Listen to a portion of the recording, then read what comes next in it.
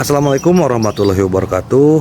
Mimin lanjutkan lagi cerita Raja Kegelapan Cipenya. Tapi seperti biasa, sebelum dilanjut, bantu tekan tombol like dan berkomentar juga Tuan Rena gas. Bab 1403 kenakan ini, masih mengenakan jaket anti angin hitam, masih tersenyum tenang, masih merasakan angin musim semi. Awalnya Zhao Wenqian ingin memprovokasi Ji Fei dan membuat Ji Fei marah. Dia tidak menyangka Ji Fei begitu tenang. Dia bahkan lebih tenang daripada saat dia melihat Ji Fei di pusat perbelanjaan dunia baru, yang membuatnya merasa terkejut. Dia menatap Ji Fei, ingin melihat apa yang membuat Ji Fei berbeda dari yang lain, tetapi gagal lagi. Sama seperti terakhir kali dia gagal di pusat perbelanjaan dunia baru. Pengulangan sejarah membuat Zhao Wenqian sangat bersemangat. Hal yang paling menarik adalah ketenangan abadi Ji Fei. Ketika memikirkan kematian Ling Kongsu, Zhao Wenqian merasakan hawa membunuh yang tak berujung di dalam hatinya. Ji Fei memang pantas mati. Namun, memikirkan apa yang terjadi hari ini, dia menarik napas dalam-dalam dan memaksakan diri untuk menahannya. Ji Fei, dengan dukunganmu, Si Bin sekarang sangat tenang dan telah membuat banyak kemajuan. Dia bisa bersaing denganku untuk Ji Meiyan. Ji Fei menggelengkan kepalanya. Kamu salah, saya salah. Zhao Wenqian terkejut, dan jelas bingung dengan kata-kata Ji Fei. Dia bahkan menganggapnya gila. Mengapa Si Bin membandingkannya dengan dia? Kata-kata tadi hanya untuk memuji Si Bin dan membingungkan Ji Fei. Ji Fei menganggukkan kepalanya tanda setuju. Ya, kamu salah, karena sekarang kamu bersaing dengan Si Bin untuk mendapatkan Ji Meiyan. Oh, mata Zhao Wenqian berkilat marah, dan dia menatap Ji Fei. Alasan? Ji Meiyan mengatakan dia mencintai Si Bin, dan bahkan dicium oleh Si Bin, dan itu adalah ciuman di bibir. Ini setara dengan hubungan mereka berdua sebagai sepasang kekasih sejati. Bukankah hubungan seperti itu seharusnya berujung pada pernikahan? Ji Fei sengaja menggambarkan hubungan antara Si Bin dan Ji Meiyan dengan sangat belak-belakan. Wajah Zhao Wenqian yang awalnya tenang menunjukkan sedikit kemarahan. Tetapi pada akhirnya dia menahan amarahnya dan hanya menatap Ji Fei. Jika kamu mengikuti logikamu, Ji Meiyan sudah memutuskan untuk menikah denganku, dan Si Bin bersaing untuk Ji Meiyan. Ini bahkan lebih tidak tahu malu. Aku pikir dialah yang mempermalukan dirinya sendiri. Lihatlah era ini, cinta itu gratis, bukan bisnis, jadi tidak ada yang menyetujui perjodohan keluargamu. Ji Fei tertawa, kamu tidak perlu menyetujui ini. Tidak seorang pun dapat mengganggu apa yang dilakukan keluarga Zhao kita, dan tidak seorang pun berani mengganggu.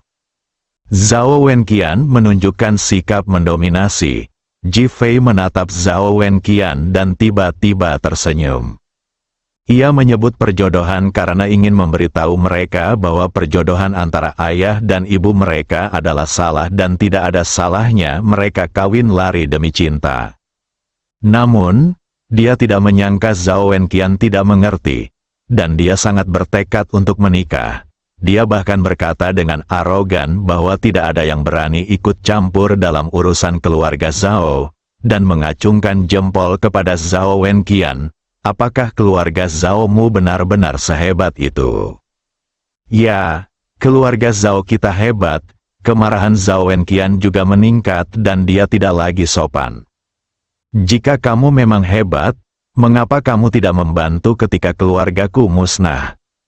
Ji Fei tiba-tiba mengganti topik pembicaraan dan bertanya dengan nada dingin. Oh, Zhao Wenqian mencibir. Mengapa keluarga Zhao harus peduli? Itu urusan keluargamu, dan ibumu kawin lari dengan seseorang saat itu, yang merupakan aib bagi keluarga Zhao. Jika kita membantu orang yang tidak tahu malu, apakah itu berarti kita harus menyetujuinya? Tuan-tuan, Qin Jie, Qi Yuan dan yang lainnya semuanya marah dan berteriak serempak. Ini merupakan penghinaan bagi orang tua Ji Fei dan penghinaan besar bagi Ji Fei. Ini tidak dapat ditoleransi.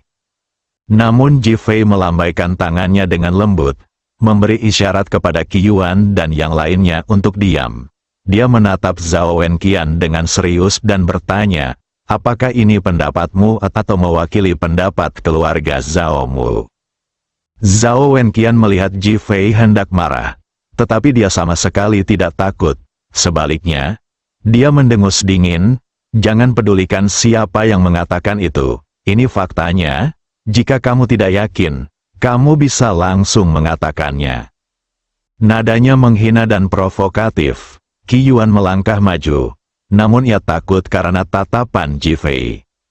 Ji Fei menatap Zhao Wenqian, dan Zhao Wenqian balas menatap Ji Fei tanpa menunjukkan kelemahan. Kedua belah pihak seperti dua ayam jantan, siap bertarung satu sama lain. Bahkan Zhao Wenqian tampak provokatif, seolah menunggu Ji Fei marah. Namun, yang tidak diduganya adalah Ji Fei menatap Si Bin dan berkata, "Ayo masuk, hari ini adalah hari besarmu, kita tidak akan bertengkar." Setelah berkata demikian, dia memimpin jalan menuju lobi hotel. Ji Fei menahan amarahnya, yang membuat semua orang bertanya-tanya mengapa Ji Fei menahan amarahnya. Si Bin buru-buru mengikutinya. Li Ruoxi dan yang lainnya sudah keluar dari mobil dan mengikuti di belakang. Zhao Wenqian melihat Ji Fei dan yang lainnya masuk, tetapi dia ditinggalkan di luar. Dia tampak seperti orang luar, dan Si Bin menjadi protagonis. Tuan Zhao, menurut Anda apa yang harus kita lakukan mengenai masalah ini? Seorang pria muda berjas hitam datang dan bertanya dengan nada malu-malu. Zhao Wenqian melambaikan tangannya, "He Jun, ini tidak perlu." Lengkungan sudut mulutnya juga sangat besar. Baru saja, dia dan Ji Fei saling bergulat dan menguji satu sama lain. Yang tidak ia duga adalah Ji Fei ternyata bisa bertahan saat ibunya dipermalukan. Sungguh di luar dugaan, Ji Fei memang orang yang munafik. Dia bahkan tidak menghormati ibunya sendiri. Haha, setelah Zhao Wenqian selesai berbicara, dia tertawa dan berjalan menuju Hotel Longdu. He Jun dan yang lainnya segera mengikutinya. Tepat saat mereka masuk, sebuah mobil Maserati putih melaju masuk dan Wu Tianze palsu keluar dari mobil. Kemudian dua wanita keluar dari mobil.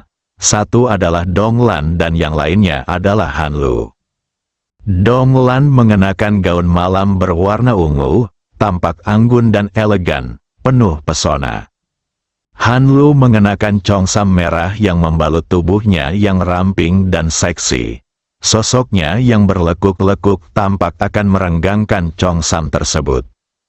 Tiga orang keluar dari mobil, dan petugas keamanan kembali menyambut mereka dengan senyuman. Putra tertua keluarga Wu tetaplah seseorang yang harus mereka hormati dan hormati. Wu Tianze palsu baru saja melihat konflik antara Ji Fei dan Zhao Wenqian. Sudut mulutnya sedikit melengkung dan senyum penuh arti muncul di wajahnya. Pertunjukan malam ini pasti akan bagus. Ayo masuk. Setelah Wu Tianze palsu selesai berbicara, Dong Lan berjalan mendekatinya dan memeluk lengannya, seolah menyatakan kedaulatannya, dan berjalan di samping Wu Tianze palsu. Tangan palsu Wu Tianze yang lain telah melingkari pinggang Han Lu, dan dia tampak memeluknya ke kiri dan ke kanan. Tiga orang memasuki lobi, dan Wu Tianze palsu langsung menuju meja depan untuk memesan suite mewah, lalu naik lift. Dong Lan menatap Wu Tianze palsu dan berkata sambil tersenyum, "Tuan Wu, apakah Anda ingin memesan kamar?" "Oh," Wu Tianze palsu terkekeh, "tentu saja aku akan pergi." "Hanya kita berdua?" Wajah Dong Lan menampakkan kebingungan sekaligus kegembiraan. Han Lu terkejut dan tampak penuh harap. "Ji Meiyan." Wu Tianze palsu berkata dengan sangat tegas, "Ji Meiyan." Kedua wanita itu bertanya bersamaan, "Tentu saja." Setelah Wu Tianze palsu selesai berbicara, senyum penuh arti muncul di wajahnya, yang membuat kedua wanita itu semakin bingung. Tak lama kemudian mereka sampai di suite tersebut. Wu Tianze palsu itu melihat sekeliling dan menatap Han Lu. Han Lu langsung berdiri tegak, memperlihatkan sedikit pesona, menunggu instruksi Wu Tianze palsu, dan bahkan menunggu cintanya. Pakai ini, bab 1404, rencana palsu Wu Tianze. Topeng kulit manusia, Han Lu tak kuasa menahan diri untuk berseru saat melihat topeng itu. Ya, bagaimana kalau mencobanya dan melihatnya? Wu Tianze palsu berkata dengan penuh percaya diri di wajahnya. Sebagai Sun Sengshu, yang mampu meniru peta pegunungan dan sungai yang indah, apalah arti topeng kulit manusia jika dibandingkan dengannya? Han Lu langsung mengangguk, dan tanpa melihat siapa pemilik topeng itu, dia mengambilnya dan memakainya di wajahnya. Dia juga tidak ingin bertemu orang dengan wajah aslinya karena itu akan sangat memalukan. Ji Meiyan, Donglan yang tadinya terkejut saat mendengar kata topeng kulit manusia, tak kuasa menahan diri untuk berteriak saat melihat Han Lu mengenakan topeng kulit manusia. Han Lu juga bergegas ke cermin untuk memeriksa, dan dia benar-benar berubah menjadi Ji Meiyan. Ini dia juga terkejut. Selama 3 hari ini, dia merasa sangat tidak puas karena dia tahu bahwa Si Bin jatuh cinta pada Ji Meiyan. Dia juga seorang wanita dari keluarga Han dan gadis kesayangan yang dikagumi dan diincar banyak orang. Dia seharusnya senang bahwa Si Bin jatuh cinta pada Ji Meiyan. Sekalipun dia menggunakan cara-cara yang kejam untuk merasuki Si Bin, yang mana merupakan hal yang tercela, seluruh keluarganya tidak akan musnah. Jadi dia mengumpulkan informasi tentang Ji Meiyan dan mengetahui seperti apa rupa Ji Meiyan. Jadi ketika dia melihat dirinya mengenakan topeng, dia langsung tahu bahwa itu adalah Ji Meiyan. Tuan Wu, apa ini? Mulai sekarang kamu adalah Ji Meiyan. Wu Tianze palsu berkata sambil tersenyum. Bagaimana dengan Ji Meiyan? Han Lu bertanya dengan mendesak, itu bukan urusanmu. Wu Tianze palsu menggelengkan kepalanya dan melanjutkan. Bayangkan saja bagaimana jadinya jika Si Bin berdiri di hadapanmu dan menyatakan cintanya padamu. Haha, setelah Wu Tianze palsu selesai berbicara, dia tidak dapat menahan tawa. Mata Han Lu langsung bersinar terang. Ya, saat itu, Si Bin sama sekali tidak tahu bahwa aku adalah Han Lu. Jadi dia pasti akan mengungkapkan perasaannya yang sebenarnya kepadaku. Ketika akhirnya aku setuju dengannya, dia akan dengan senang hati menerimaku. Tetapi yang dia dapatkan kemudian adalah Han Lu yang telah menyakitinya sebelumnya. Kurasa Si Bin pasti akan menjadi gila. Memikirkan ketampanan Si Bin.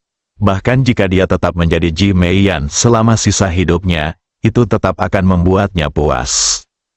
Saya tidak dapat menahan perasaan gembira dan gembira. Terima kasih, Tuan Wu, saya tidak akan mengecewakan Anda. Wu Tianze palsu mengangguk. Kamu perlu melakukan satu hal sekarang, keluar dan bawa Zhao Wenqian ke ruangan ini. Han Lu bahkan tidak bertanya mengapa. Dia langsung mengangguk, keluar dari ruangan, dan pergi mencari Zhao Wenqian. Donglan menatap Wu Tianze palsu. Tuan Wu, apa rencanamu? Jika aku tidur dengan Ji Meiyan, apakah kamu akan cemburu? Sambil berbicara, dia mengangkat dagu Donglan yang runcing dan senyum lebar muncul di sudut mulutnya. Donglan segera menggelengkan kepalanya.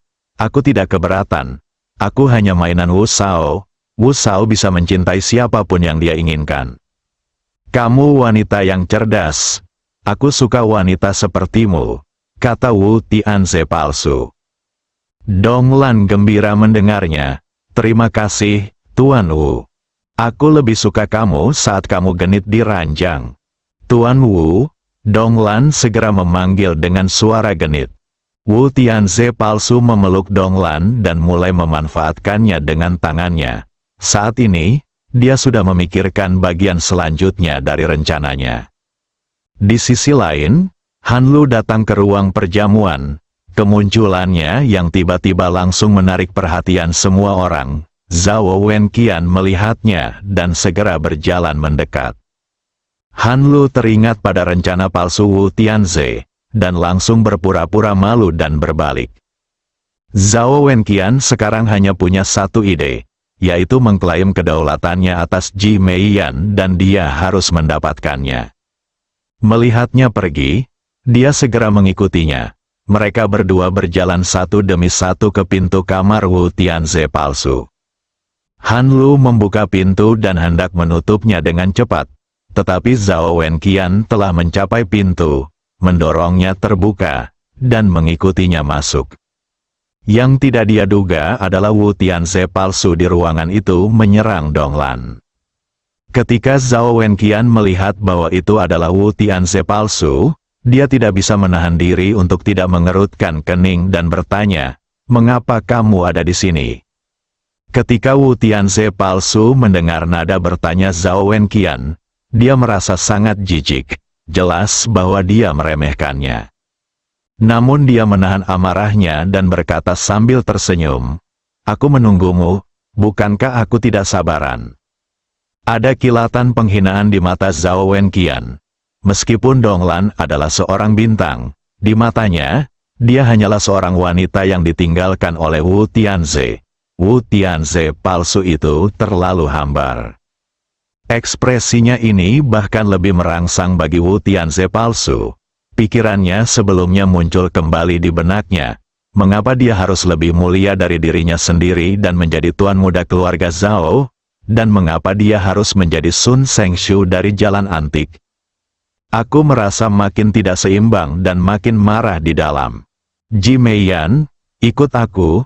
Zhao Wenqian tidak peduli untuk memperhatikan Wu Tianze dan Donglan yang palsu, dan ingin membawa pergi Ji Meiyan. Han Lu segera menatap Wu Tianze palsu. "Wu Tianze, apa maksudmu? Apakah kamu ingin menyerang Ji Meiyan?" Zhao Wenqian bertanya dengan suara dingin. Wu Tianze palsu menjadi semakin tidak senang. Hal ini membuatnya merasa lebih bersyukur karena telah mengambil tindakan terhadap dirinya sendiri. Di dunia ini, satu-satunya kebenaran sejati adalah mengandalkan diri sendiri. Melihat Zhao Wenqian, "Aku membantumu, tolong aku."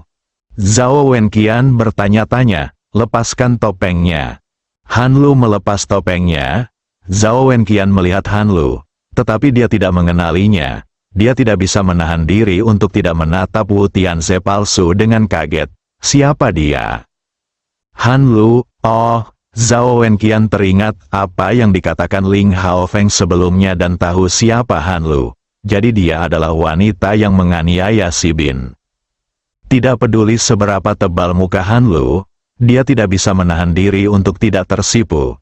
Tetapi dia tidak mengatakan apa-apa. Sekarang dia tahu bahwa dia membutuhkan kedua tuan muda untuk membantunya mengatur segalanya. Bagaimana kamu ingin mengaturnya? Zhao Wenqian tahu bahwa Wu Tianze palsu adalah Sun Sengshu. Keterampilan kerajinannya luar biasa, dan membuat topeng kulit manusia bukanlah apa-apa. Rencanaku adalah Han Lu berpura-pura menjadi Ji Meiyan dan muncul lebih dulu. Si Bin tentu akan maju untuk melamarnya. Saat waktunya tiba, Han Lu akan setuju. Setelah itu, setelah semua orang memberi restu, dia akan melepas topengnya dan memperlihatkan wajah aslinya. Menurutmu bagaimana perasaan Si Bin saat itu? Mata Zhao Wenqian tiba-tiba berbinar. Setelah Wu Tianze palsu selesai berbicara, dia berdiri tegak, mendekati Zhao Wenqian, dan bertanya dengan ekspresi puas di wajahnya, "Apakah pengaturanku sempurna?" "Sempurna, kan? Tapi setidaknya Ji Meiyan yang asli tahu bahwa Si Bin menyukainya." Zhao Wenqian tidak ingin terlihat terlalu gembira, jadi dia sengaja berbicara acuh tak acuh. "Lalu bagaimana? Ji Meiyan yang asli akan menjadi wanitamu saat itu. Jika kamu tidur dengannya, bukankah dia akan tetap menjadi menantu keluarga Zhaomu?" Mendengus, Kalau saja Ji Meiyan, si jalang itu, bisa melihatnya dengan jelas. Ketika Zhao Wenqian mendengar ini, dia jelas sangat marah dan tidak bisa menahan diri untuk tidak mengumpat. Apakah dia genit? Tanya Wu Tianze palsu dengan rasa ingin tahu. Aku tidak tidur dengannya. Jadi bagaimana aku tahu? Zhao Wenqian menjawab dengan tidak puas. Bagaimana kalau aku membantumu mencoba? Wu Tianze palsu bertanya sambil tersenyum. Apa maksudmu? Itulah yang saya maksud. Zhao Wenqian merasakan sakit di lehernya dan ingin melawan. Tetapi tubuhnya sudah jatuh lemas ke belakang. Bersambung.